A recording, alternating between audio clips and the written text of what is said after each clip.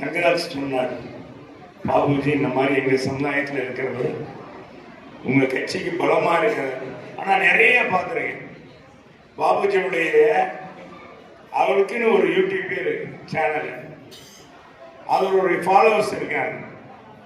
அவர் என்னென்ன செய்கிறார், என்னென்ன பூஜை செய்கிறார் என்பதைதான் நான் பார்த்துருக்கேன்.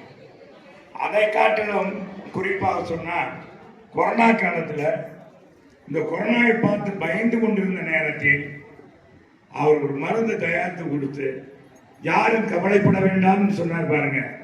அது கடவுளாக அவர் காட்சி.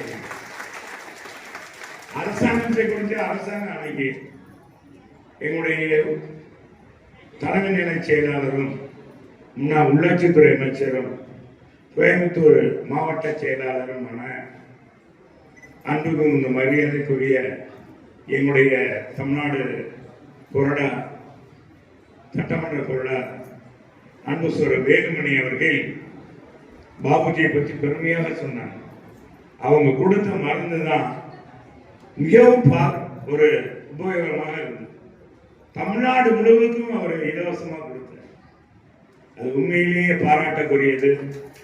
தமிழ்நாட்டில் இந்த கொரோனா காலத்தில் நமக்கு இந்த மாதிரி நம்ம தமிழ்நாடு உலகத்துக்கே எடுத்துக்காட்டாக இருந்தது என்றால் நம்முடைய பூர்வீக வைத்தியங்கள், இந்த மருந்துகள், ஆயுர்வேத மருந்துகள் நம்முடைய மூதாதையர்கள் கண்டுபிடித்து கொடுத்திருக்கிற நமக்கு அந்த கொரோனாவுடைய பாதிப்பு என்பது தமிழ்நாட்டில் மிக மிக குறைவு.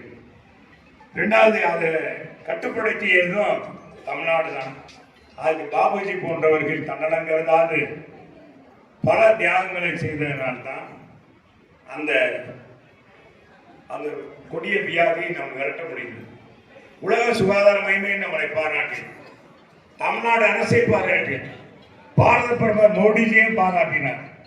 தமிழ்நாடை பின்பற்றி மற்ற மாநிலங்களாம் நடக்கணும் அப்படின்னு சொன்னாங்க.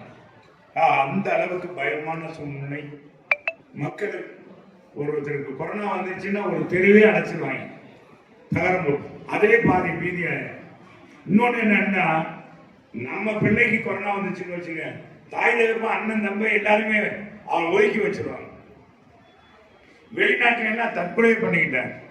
அந்த மாதிரி இருந்த சூழ்நிலை ஒரு சரளமா வந்ததுக்கு இயல்பு வாழ்க்கைக்கு மக்கள்